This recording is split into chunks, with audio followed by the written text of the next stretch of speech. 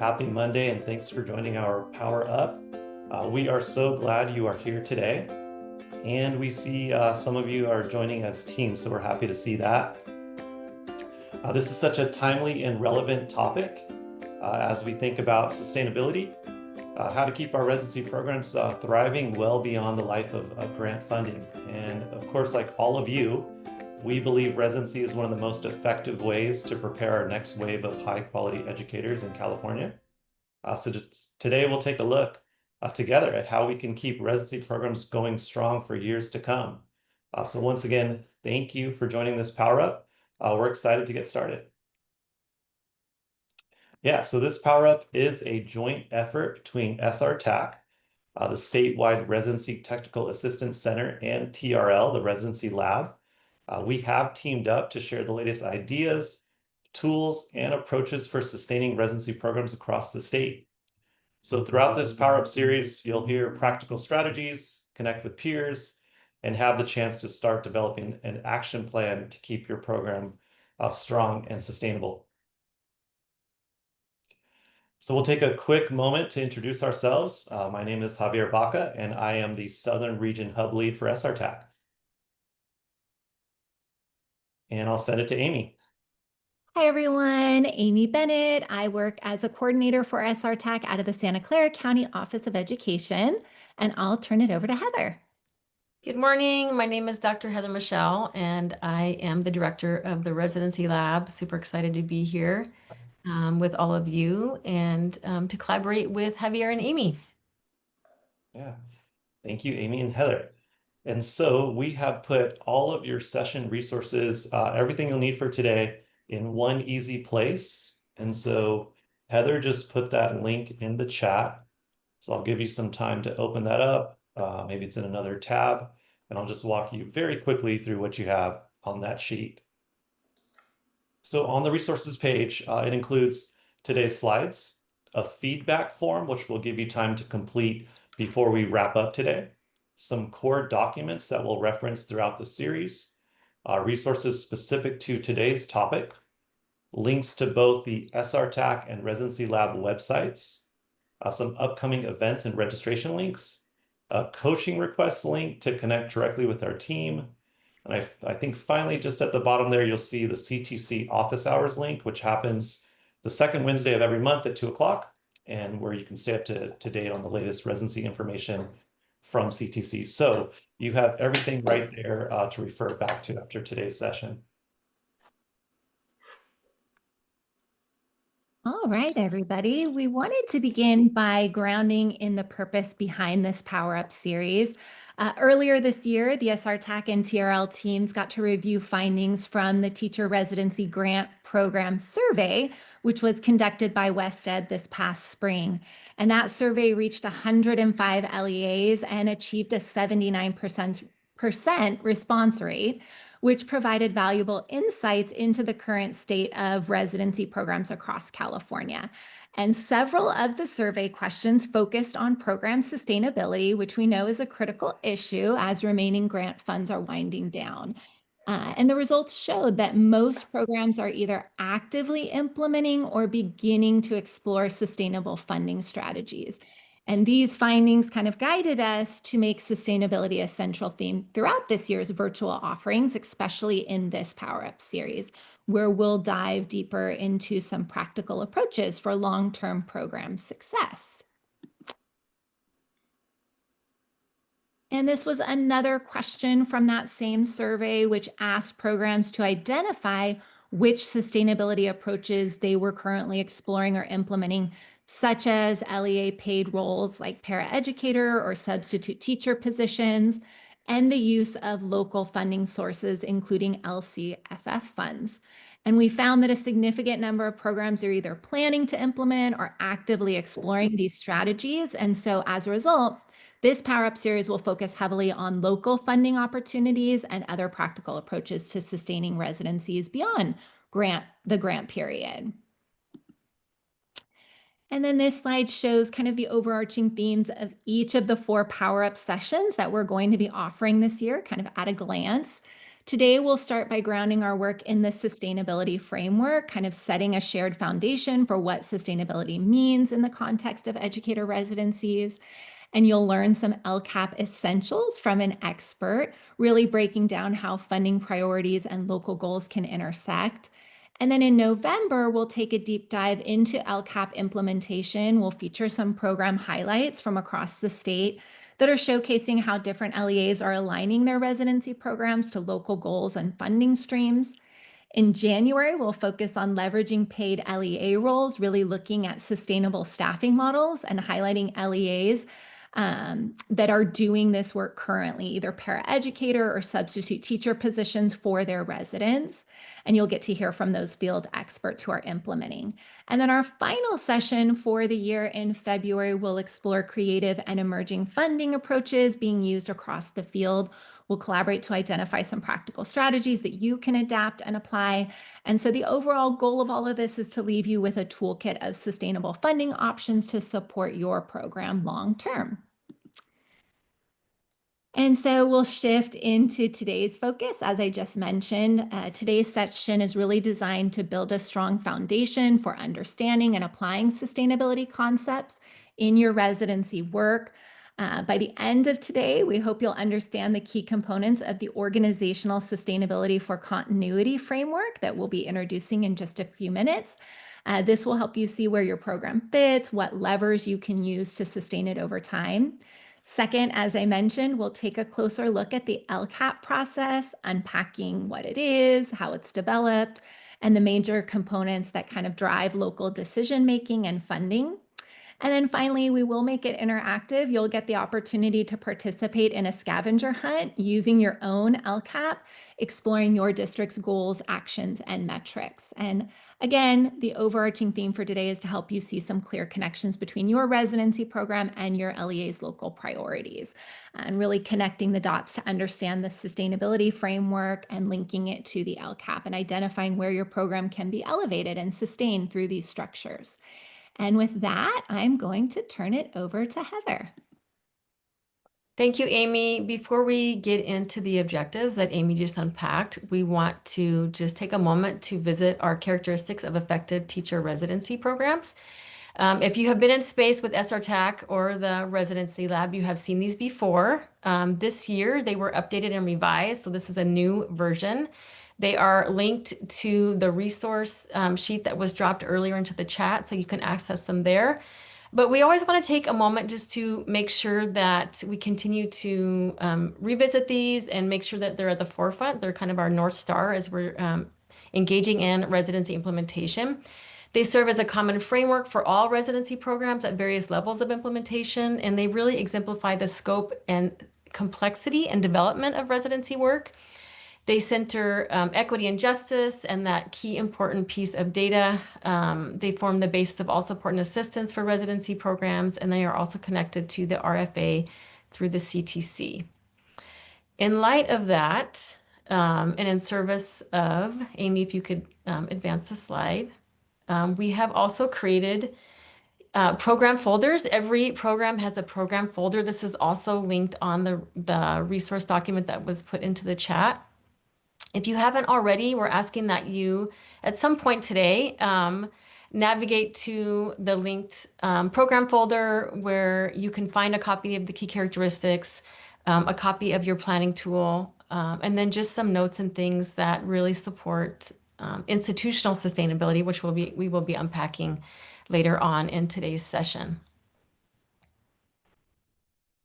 And with that, we're going to move into our connector. Because residency work is very relationship driven, we also want to give you a chance to get into space and kind of build that community here. During our session, we have a this or that moment. I'm a fan of this or that, especially in fall, because it really kind of signifies a pivot from summer into our new season, the holidays, and just colder weather. And so we are going to drop a picture of this into the chat. Amy's going to put us into breakout rooms for about 3 to 5 minutes. You'll have a chance to respond. You don't need to respond to every single thing on this list, but maybe something in particular calls out to you, and you'll have an opportunity to talk about that with your colleagues for a few minutes before we come back and get into the work.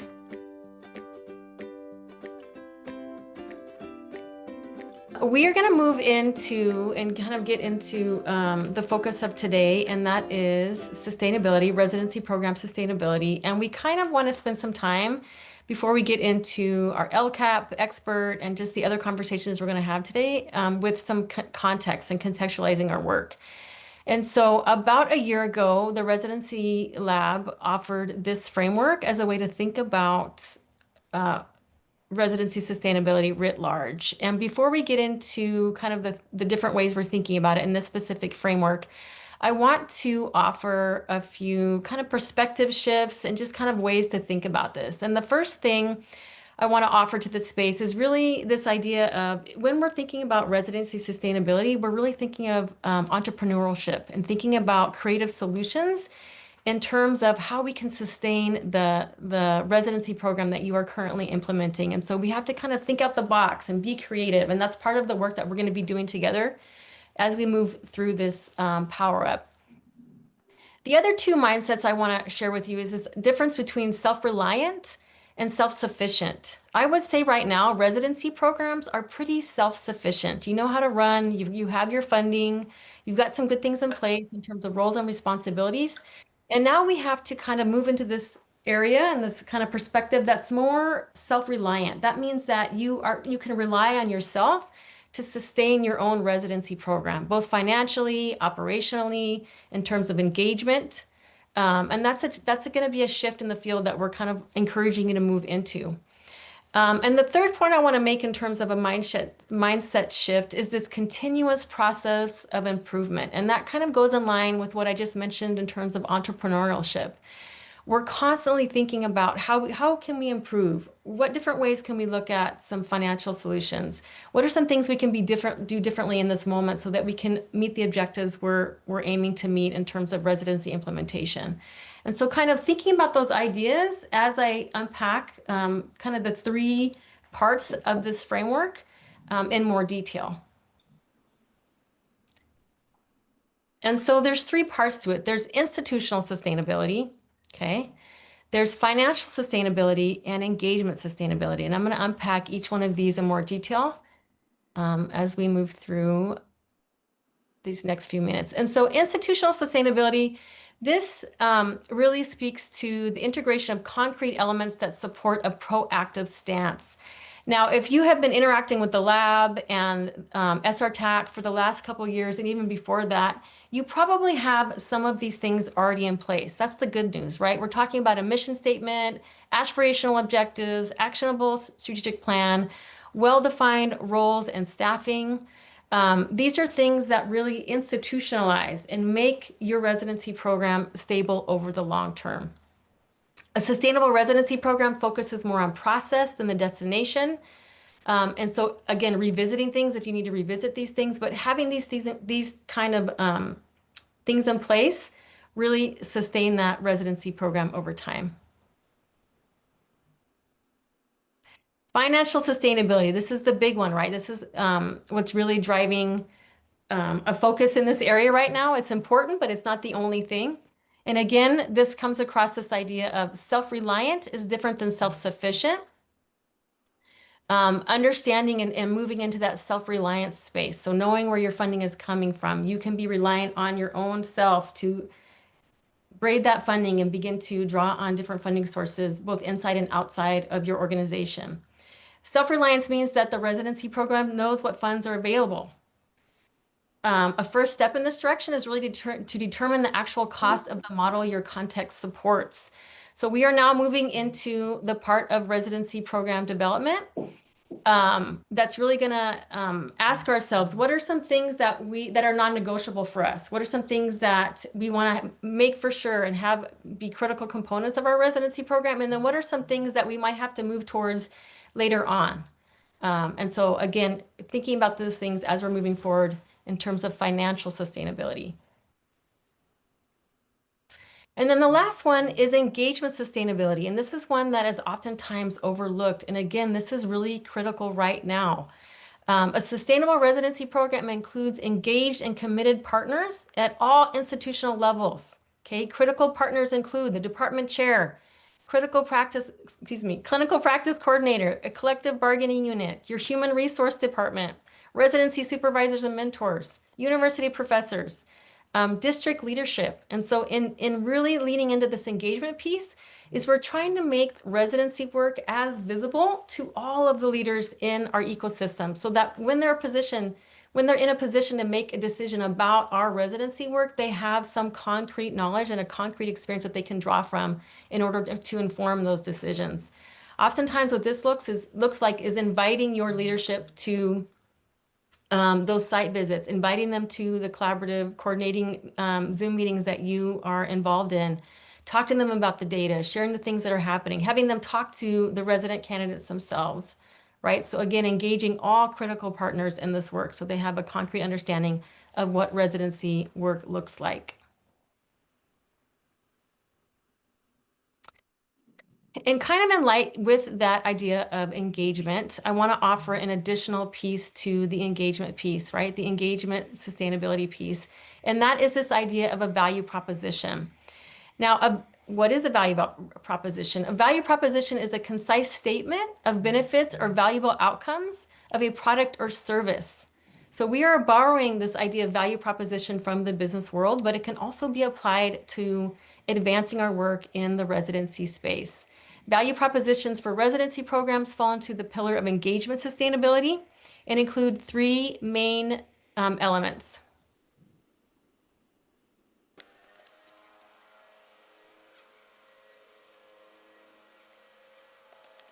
Can you advance, Amy? Oh, there we go. Thank you. Let's see. We have the first one, a plan for making the residency mission vision real and concrete to institutional partners. I just unpacked that through my engagement sustainability piece. An explanation of how a residency program might solve a partner's most urgent problem, right? So thinking about how you can position your residency program to really solve the problems of perhaps something that's going on in human resources, something that's going on in the IHE, a need that the district might have. So thinking about how the residency program can solve these different issues system-wide, okay? A rationale for how partners might benefit from a residency program.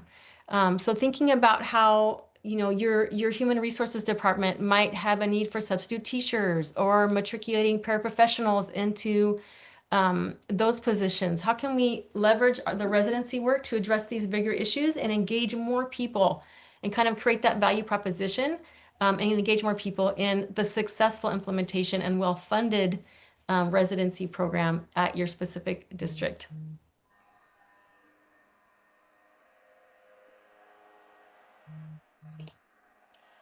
Yeah. Thank you so much, Heather, for giving us an overview on the sustainability framework and the value propositions.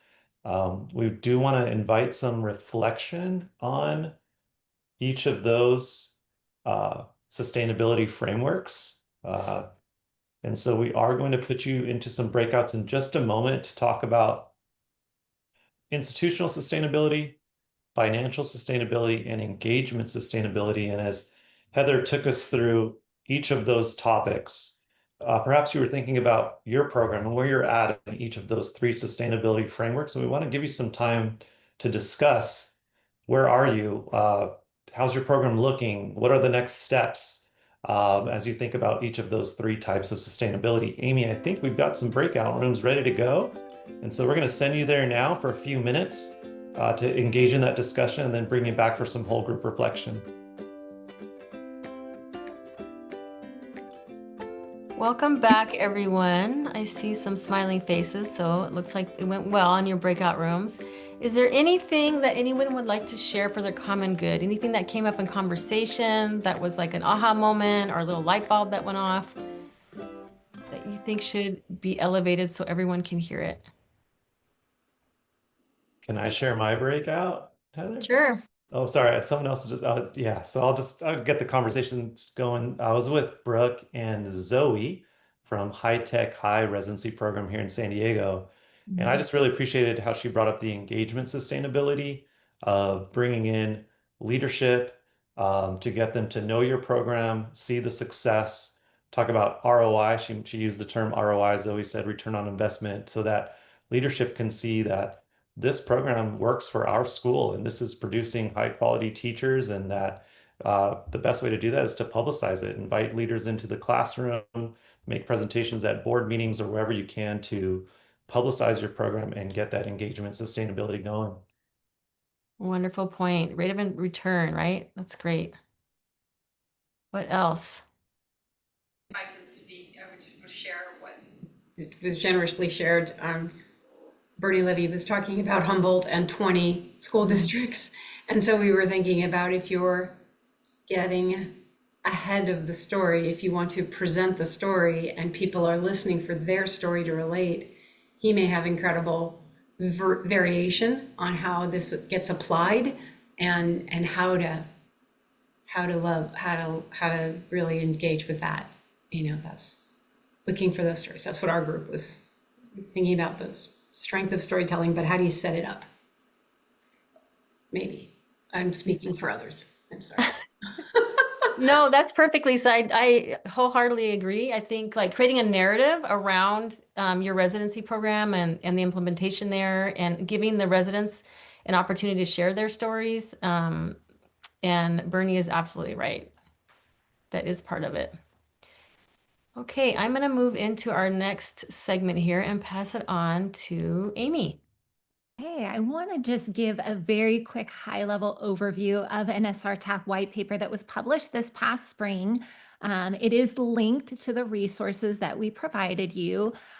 Many of you have probably seen this already, but for those who haven't, it's a great resource that you might want to explore a little bit more later. It's titled Leveraging LCAP Funding, Insights and Best Practices for Sustainable Residency Programs, and it really highlights how 3 school districts here in California, Bakersfield City School District, San Juan Unified School District, and Victor Elementary School District, are integrating their teacher residency programs directly into their LCAP actions to support with long-term sustainability. And it gives some practical insights and examples for programs that are exploring how to leverage local funding to sustain their residency beyond grant cycles.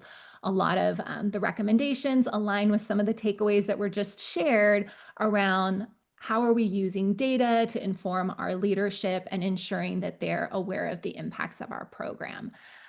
So again, we just wanted everyone to have access to this as an additional resource to take back, to engage in those conversations with partners and leadership within your district. And we're very excited that here in a few minutes, we're going to take a bio break in just a moment. But when we return, we're going to be joined by someone who really lives and breathes this work around LCAP. We have an expert here, and she's really going to break down the process in more detail for us. And so it is definitely my privilege to introduce Dr. Lisa Herzog.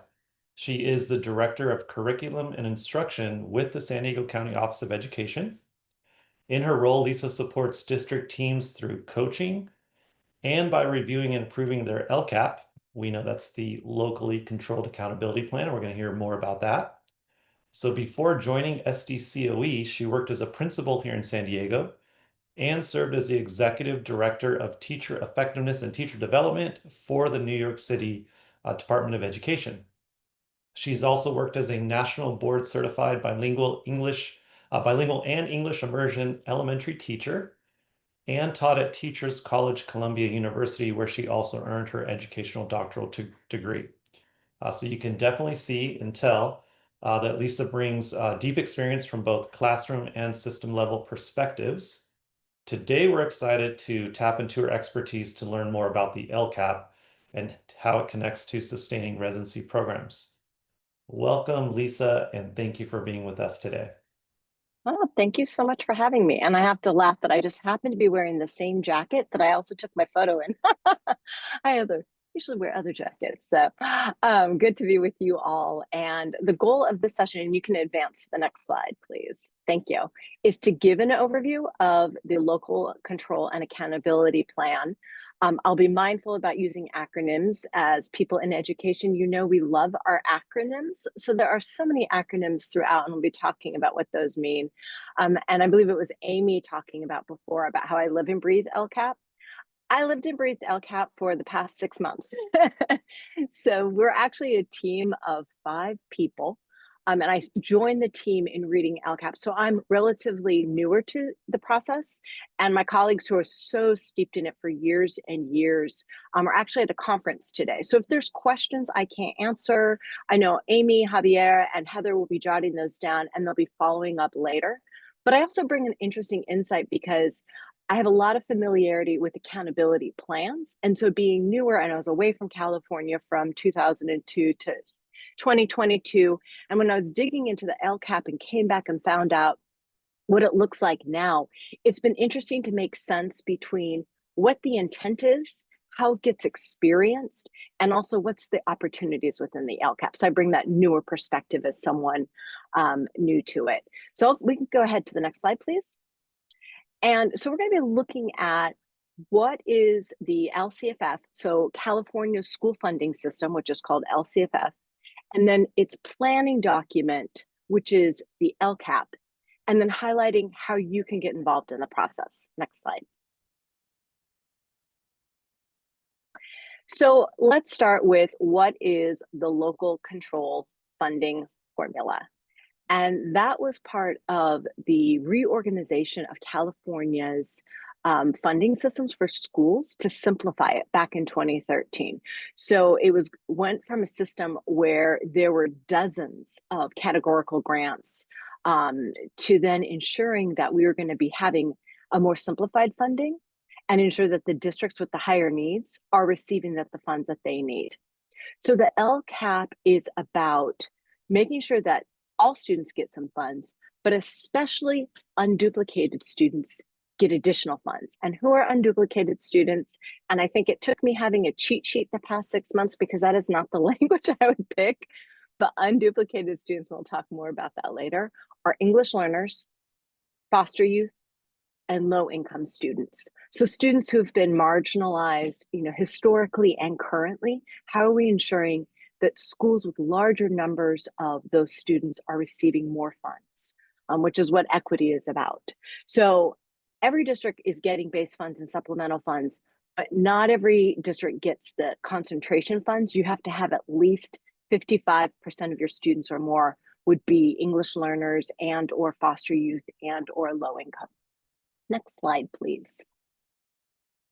And the principles that are behind our locally controlled funding across California is equity, honoring local control, and transparency.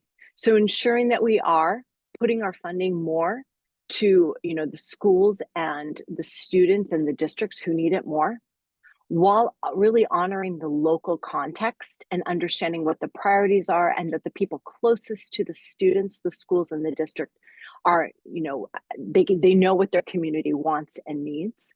And then also transparency. So the LCAP, the locally controlled accountability plan, is an annual document in 3-year cycles where districts then are saying, okay, this is our funding, these are our goals and our actions, and this is how we're matching our funding to our goals and our actions.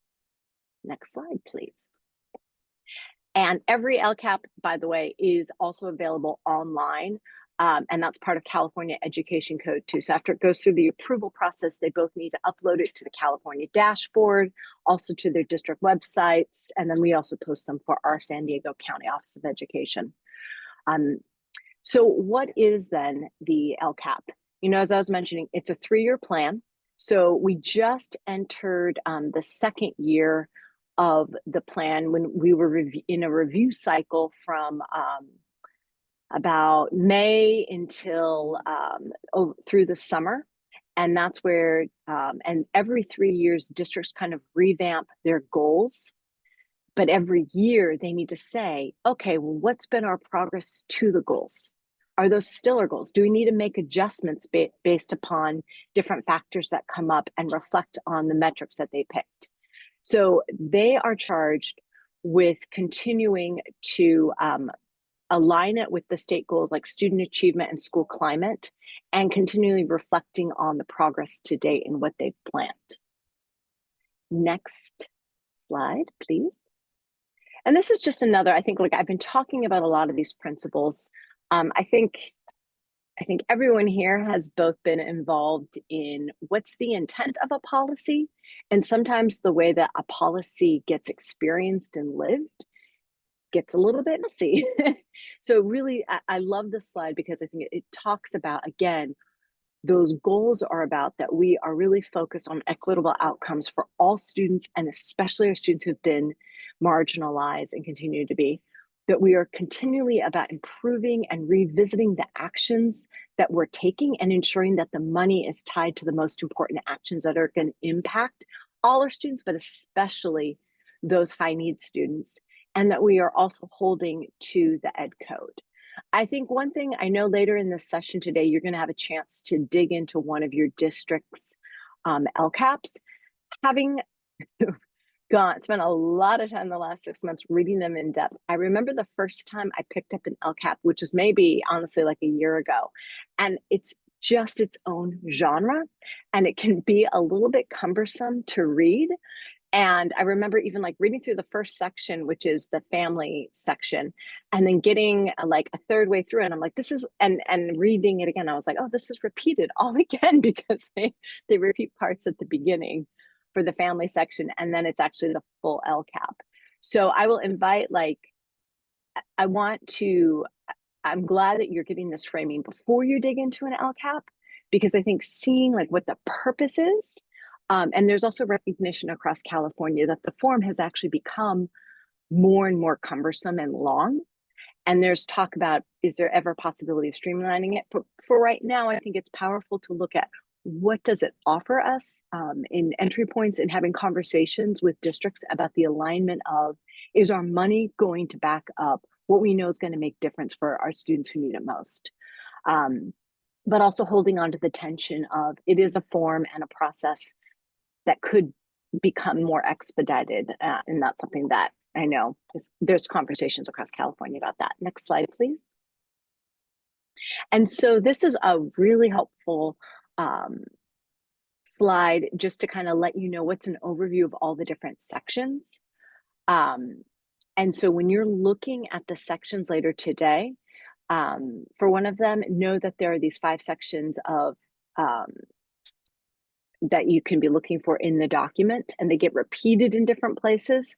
But particularly for this audience, I would invite you to look at the engaging educational partners, the goals and the actions, and then the increased or improved services. And the engaging educational partners we're going to talk about in a minute really talks about how everyone on this call has the opportunity and should be included in part of the LCAP process every year, where districts need to be hearing from their educational partners and need to be showing how they are taking action based upon what educational partners say into the plan.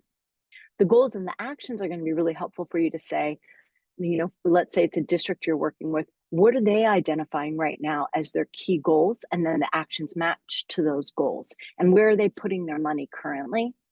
And then the increased or improved services is the specific section in the LCAP where districts need to show how is the money tied specifically to the students who need it most, those unduplicated students, the English learners, low income students, and also foster youth. Next slide, please. So every year, districts need to include in their LCAP, how did they engage with their educational partners? And so typically that includes parents, students, teachers, staff, advisor groups. There's certain ones that they have to do. It also can include community partners. So this is a great one for you as you're digging into an LCAP, looking at what's their process usually like. And a lot of times they'll have open forums, or you could contact the district and say, hey, I'm an educational partner. I'd like to get input. What are the opportunities for that? And it is required by law for all LCAPs. And so when we're going through, and I'm on the team that goes ahead, we do 2 rounds of feedback for the LCAPs. The first one is more formative feedback we give them based upon education code and thinking about how they're doing it. And then the second one is it approvable or not? And we go through the very technical of ed code to approve it. But we are constantly looking at what were the different opportunities they gave for all the different educational partners to be able to give feedback. And then how are they including that feedback in the plan that they have? Next slide, please. And then when we're also going through the LCAP, again, we are, and this is touching on things that I've said, looking at, in that last section, increased or improved services, and throughout the LCAP, we're checking how many of the services are explicitly and intentionally for English learners, foster youth, and low income. And it's not just, we're doing this for everyone and it's going to be good for English learners, but it's showing it's either increased services for the group of those high need students to the left, or it's improving it specifically and explicitly for them. And then there's also something called, and this gets more into the weeds and like higher level, it's like the 201 of LCAP, of the MPP formula, which is the minimum proportionality percentage. And this is when certain schools, because of their numbers of unduplicated pupils, gets additional funds. And then they also need to have like explicit, what's called equity multiplier goals for those schools and or groups of students. And you can go to the next slide. So the California dashboard, which is something I'm sure that you all dip into, is also a really important part of the LCAP and LCFF funds. So the California school dashboard is where the districts are really need to be showing their progress and then reflecting on what's in the California dashboard in their upcoming LCAP, when they're looking at, well, have we been meeting our goals? What are our metrics showing, in addition to other goals and metrics that they can use outside? A lot of districts, for example, will use internal surveys that they use beyond the Healthy Kids survey. And then the school dashboard, as I'm sure a lot of you know, is published annually. And then it's containing all the outcome in various state indicators that are aligned to the 8 state priorities that are identified in the locally controlled federal funding. And those 8 priorities are English language arts and mathematics, English learner progress, chronic absenteeism, suspension, graduation, and college career preparedness. There's a lot of mirroring between the California dashboard, what the key indicators are on that, and then what you have to also, in your LCAP, you have to address all the key indicators of that. Next slide, please. So what is your role in the LCAP? There's opportunities to join different advisory committees, like the English Learner Advisory Councils that most schools have, the School Site Council, asking to join those. Those get reflected on the educational partners and ways that they're incorporating feedback from those advisories into their LCAP. You can also attend public hearings. A lot of districts will hold community and or family, and I'm sure they would invite you to the family meetings as well, to get in educational engagement partners where they're inviting feedback for the LCAP. And then also a lot of districts will have surveys or input sessions too that they're using. So again, like whatever district you're working with, I would invite you to look at their current educational partners, see what are their ways that they're currently gathering educational partners, and then look for inroads into how you could join those in this coming school year. Because a lot of that educational partner input starts happening in the fall and then the winter. Next slide, please. So again, like the major parts is, since 2013, our locally controlled federal financial funding, and I'm so used to saying the acronym, I sometimes forget what they stand for. The LCFF funding is based upon student need, and our LCAP really is the local plan for equity and improvement. And that whole process really is about tapping into the engagement from the community, and the voice of everyone matters. So with that, I'll go ahead and invite questions. And again, if I don't know it, then I know the facilitators of this call will also acknowledge, write it down so we can follow up later. We sure will. We sure will. Thank you, Lisa, for that overview. As Lisa said, we do want to invite some questions, some clarifying ideas or thoughts you have from Lisa's presentations. What questions do you have while we have Lisa?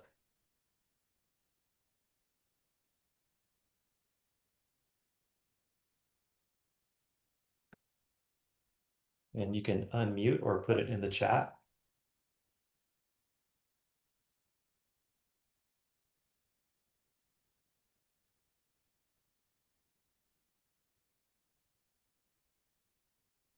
I think I have a question. So if we're thinking about using LCAP dollars to fund a teacher residency program to fill shortage areas within our district, how would we even go about that conversation? Where would we start? That is a great question. And I think that that could look a lot of different ways. I think first I would say it depends upon your relationship with the district. And having conversations with, I think you can bring those up in the educational partner meetings, is questioning the teacher residents or bringing the data. I know you all were talking about how are you telling the story of the data of teacher residency, and how might you also link it to the current goals that are already there, and then have those conversations. I also think it depends upon who your relationships are with the district and who you can start having conversations with. I will say, I'll be a little bit frank. Coming from New York, which was one of the highest funded in the nation, and then serving as a principal, I was shocked by how little funding there was in schools and education. So it's been a sticker shock being back in California too. So I think it's definitely possible. And I think it comes back to relationships and knowing that also facing some of the loss of some federal funding and grants. It's going to be about the relationships, using the data to really tell strongly the story of teacher residency, how it's aligned to other goals. I know there's a lot of people saying that that money should go in a lot of different ways.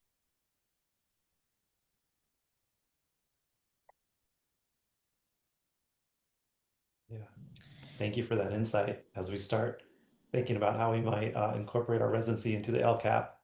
Are there some other questions? Yeah, Rebecca, you put one in the chat. I just popped a question in the chat, sort of jumping off of Gina, your question about getting in there. I'm wondering if there are consequences for districts that don't meet their LCAP goals or incentives to meet their goals, and if there's opportunity and partnership there. So that is a great question. So after we just entered as I mentioned earlier, year 2 of the cycle. And so year 1, you're setting your goals and your metrics. And then in year 2, we were reading the first year of goal analysis, which is looking at, are you meeting your goals? Are your metrics showing it? Which we know sometimes it might take longer. If you're putting in a new program or a new literacy instruction or something that you're using the LCFF funds for, you might not see that immediately, right? But one of the things we've talked about for an LCAP team is by next year, when they are 2 years into their goals, how do we start having those conversations with districts of, if your metrics aren't showing this, what are the adjustments that you need to make? And actually the LCAP asks for that. I think that could also be a interesting place to bring up in educational partner meetings. I will say the intent of the LCAP is that it's transparency.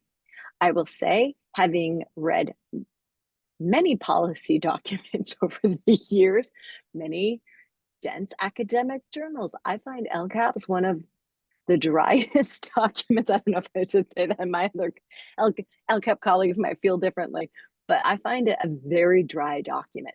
So to become a person who can actually go through that, pull out the key points from the LCAP, is a skill and could be really powerful to bring into an educational partner of like, hey, I see this goal.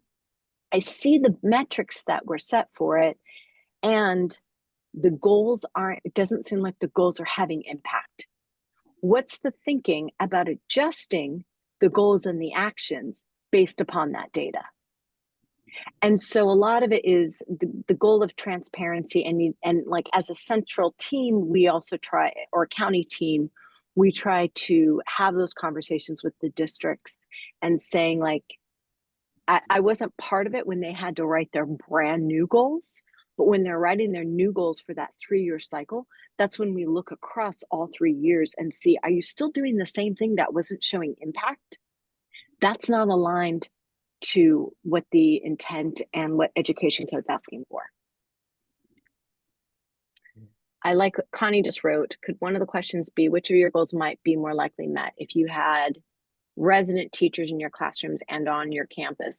That's an interesting goal to bring up. And that's, I wonder if you could also have any case studies where you bring that data and you can share that, you know, district where they showed how which goals you're talking about and how having resident teachers impacted that goal for them. How can we bridge the teacher residency data to the district goals? I'm going to put that question back to all of you because I think you know your teacher residence data in a way that I don't, but I think that's an interesting conversation. I don't know if you want to have that now or later. Metrics from New York that you would suggest California could consider. That was interesting because I did teacher evaluation for 9 years. When teacher evaluation law changed in New York City from 2013. So when California did LCFF, teacher evaluation law changed it. And so that I could do a whole talk on that. That was the first time we had student growth scores were connected to teacher evaluation. And I have a lot to say. I'm not sure. I think it still is. I went more from the teacher school level where the LCAP is at the district level. So that's an interesting question, Lisa. I think I'll be thinking about that one, and I don't have thoughts right now, but I'll be noodling on that after this call. Lisa, I have a question. Could you speak a little bit about how the LCAP is approved, like that specific process? Like when is it, you said it's not a 3-year process, but when is it, like how long does it take before the next one is the confirmed one and the next one is the one that people are operating off of? Like what's the time frame between the old one and the new one in terms of like actionable steps? Does that make sense? Yeah. So they have, they're now I'm doing the math in my head, in 2 more years. So in this spring, we'll start getting input on their 3rd year of the cycle. Okay. And it has to be approved over the summer. And they'll be launching, and in that will already start kind of like planting the seeds. What are you thinking about when you have to rewrite your new LCAP? That will be in 2 years. Okay. So there are ways we usually advise for different reasons to not amend goals, but sometimes there's reasons for people to add actions. So you might see examples in the goal analysis section for the district LCAP you're looking at, where they either decided to stop or pause, not usually into year 1, because it's only been 1 year to see if it's having impact or not. But I'm sure some of you will see examples of where a district has chosen to add actions based upon either like community feedback or, you know, different reasons. Okay. Did that answer your question, Heather? Yes, I was just trying to, like, for the community that's here, like trying to position them in terms of the time frame, like how long does it take? It sounds like it's a summer thing that happens, but when can they, when could they be strategic in terms of informing what those new actions are going to be, is what I was thinking, like how, like in terms of the process. We encourage districts to start thinking about engaging their educational partners in the late fall and the winter. Okay. So I would say being on the lookout now, go into your LCAP, see when they did community engagement, because we usually to ask them to put in the dates when they did it. It'll give you a time frame for when the district and both how and when they engaged their community members, to then for you all to be able to ask, because there should be a lag between getting the input from your educational partners taking all that data back in, and then how you are incorporating it into the LCAP. Got it. Okay. Yeah, great question in the Again, chat. Okay. yeah. Yeah, sorry, Lisa. Oh, yeah, I don't know if you We were at that, approve but it. Rebecca asked, like, who is the LCAP Oh. approved by? If you could. The county office. So we both have, it's been interesting. Like I wore the policy hat in New York, and now I wear the policy hat a little bit here with the LCAPs. So and most county offices do it in this way. Not all, it's not required, but we do a first initial draft review where we both give them feedback, like suggestions that we make. So how are you making this more readable and really transparent and thinking about equity for your community? Then once July 1st hits and they need to like bring it to their board, they need it to have public comment on it. There's all these rules based upon California Ed Code for getting the LCAP approved. So we try to give an input on that process from the county office, and we calibrate with one another at the county office. And, we have financial partners involved in that. And we have multiple members of our LCAP team in on those initial draft review conversations with the district offices. Then we move after July 1st into the approval window. And then we have this kind of like checklist that we have to go through that isn't as much what's a best practice. It just goes into, does this meet the minimum requirement to be approved according to the Ed Code?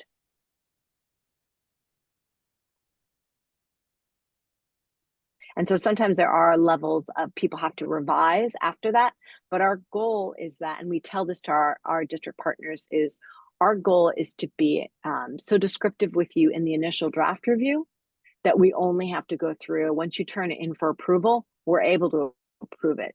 But there's the minimum that we have to ensure that they've hit on for every, that gets very technical, but there's that minimum they need to meet.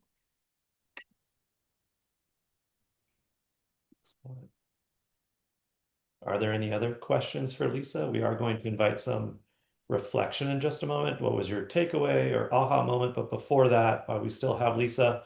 Any other questions or things that you want to ask based on Lisa's tons of information and excellent information that she gave us?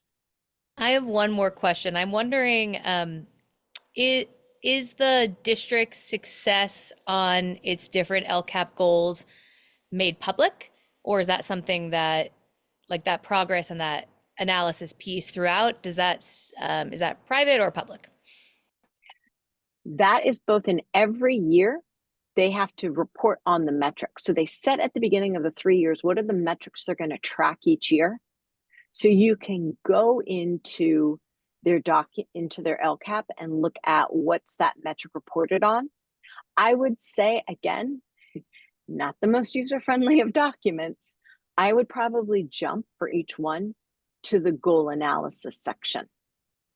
For each goal has a goal analysis section, and that's where they're supposed to have reflected on where did we maybe not make progress and what adjustments are we making. But you can also read across each of the metric rows and see, again, the education code doesn't put a lot of things as like right or wrong because of that individual local context. So you might even see a lot of variability across LCAPs. And even though we make recommendations for for it to be readable, at the end of the day, that a lot of times is not an approvability issue. But I would say, yeah, go first to the goal analysis section and then also look at the metric section. And that's where it's supposed to be public accountability about, are you making progress towards the goals and metrics you've set? Great question, Rebecca. Yeah, lots of great questions, and thank you for keeping the conversation going, group. Are there any other questions for Lisa?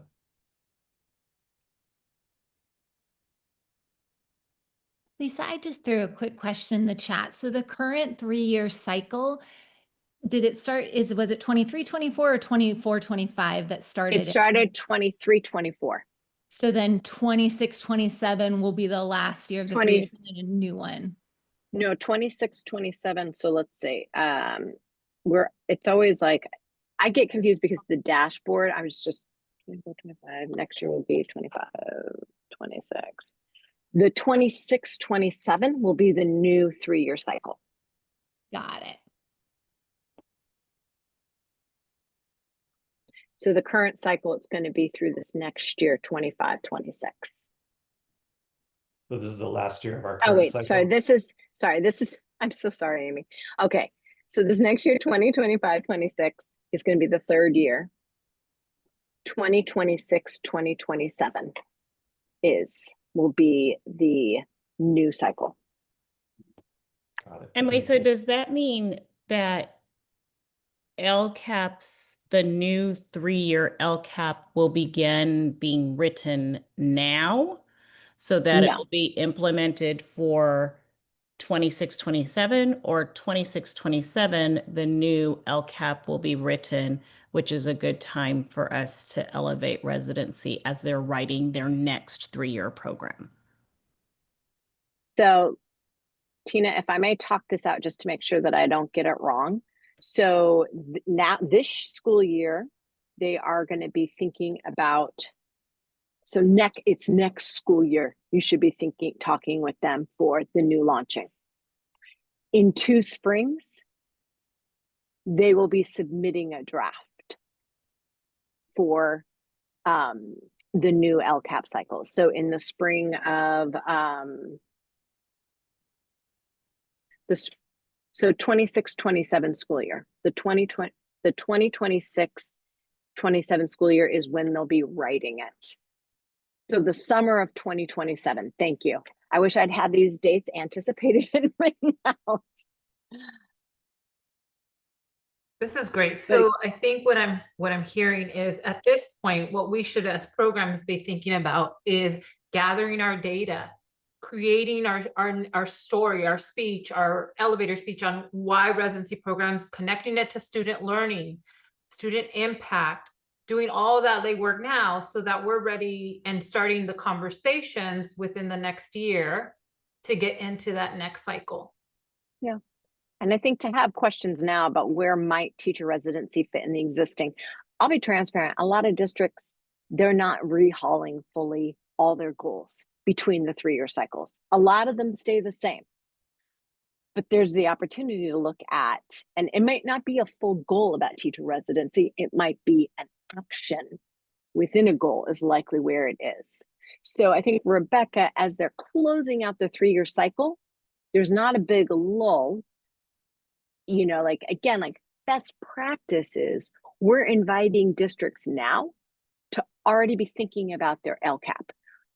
The LCAP team, like there are different community practices meeting for people 6 times over the year in San Diego County, where they come and they're thinking about the different sections of it.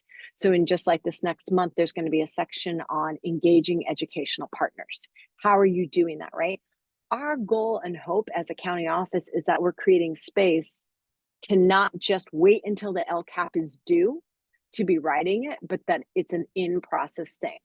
But we also know there's a lot of things going on for districts that compete with priorities. So understanding, especially I'll find a lot of times we find in like small districts where they're having to wear so many hats, that people are passionate and care about the LCAP, but I think a lot of times a lot more of that work happens in focus and attention happens in the spring, but there should be opportunities and ways that they're thinking about it throughout. A lot of the data and metrics don't release until the spring.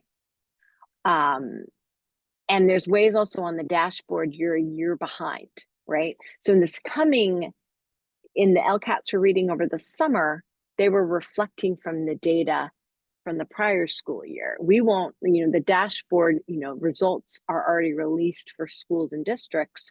They're not reflecting on those results in the LCAP until the spring. But a lot of the surveys, a lot of local data, they are having to wait into the spring and even the end of the school year to be able to include it in the LCAP. So it is a bit of it's an interesting process where I think the intent is really good.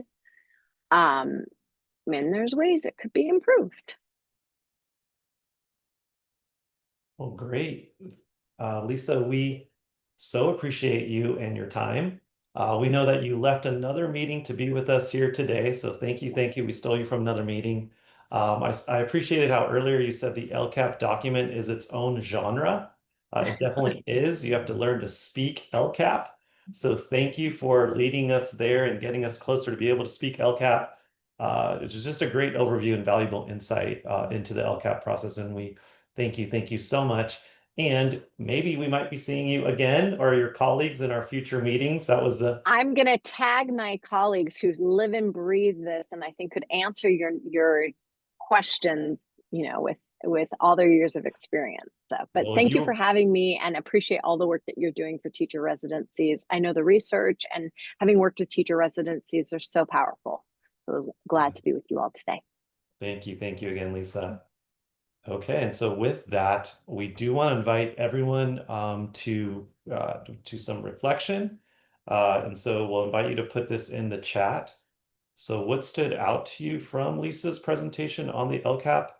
Maybe something new clicked, or maybe it reinforced what you already know. So what was your takeaway or aha moment from Lisa's presentation? We'll invite everybody to put that in the chat. Yeah, some great reflections in the chat. These are cool to read.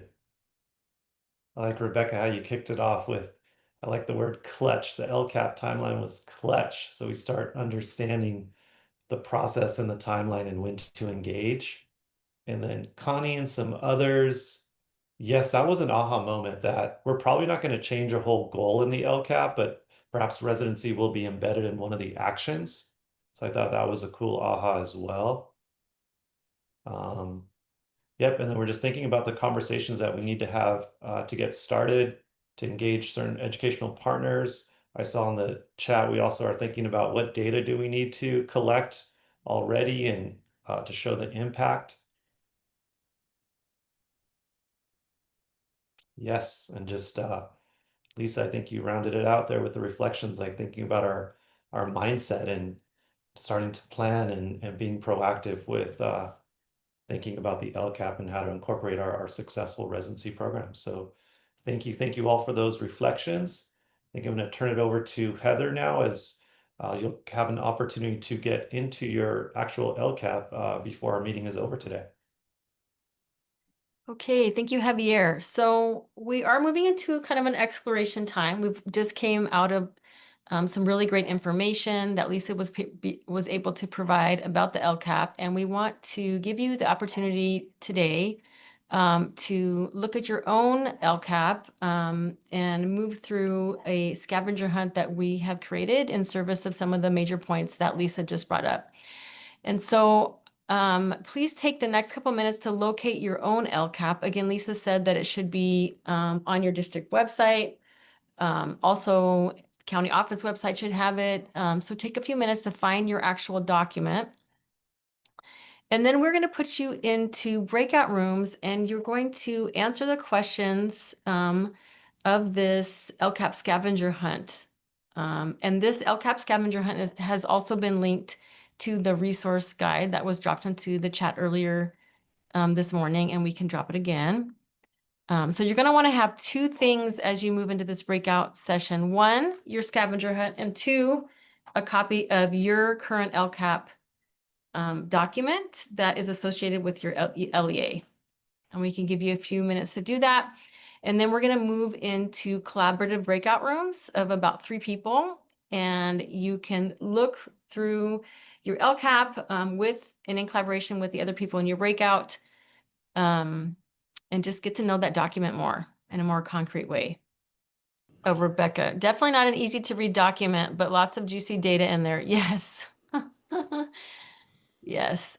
I did find it to be well organized though. It's a template, so it's easy to search. That was the one thing that made it a little bit more easier to digest. What else?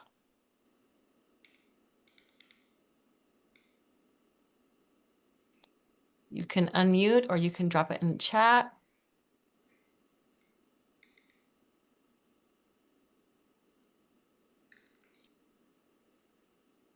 One thing that we did talk about in our group was the piece. We were all looking at one example and it outlined all of the engagement engagement parties.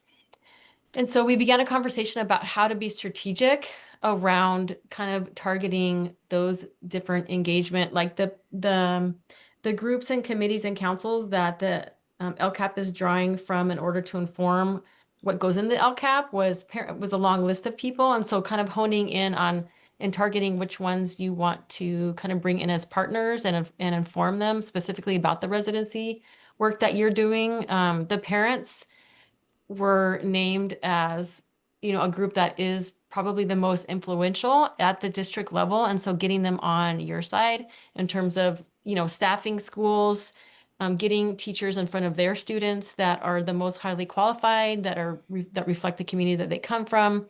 Parents can really be a force to be reckoned with when they get behind a specific initiative. And so thinking about that and being strategic about that. Also, the union representation was something else that came up is really critical. Because when we staff schools with committed, highly trained teachers, then we kind of reinforce and strengthen the whole ecosystem. And so thinking about those talking points and really being strategic about who we're targeting, that will later inform the LCAP goals and be a part of that process. Okay, let's see.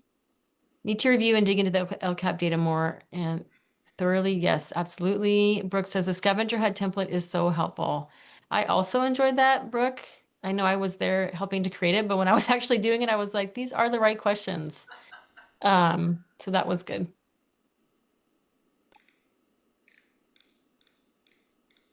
Anything else?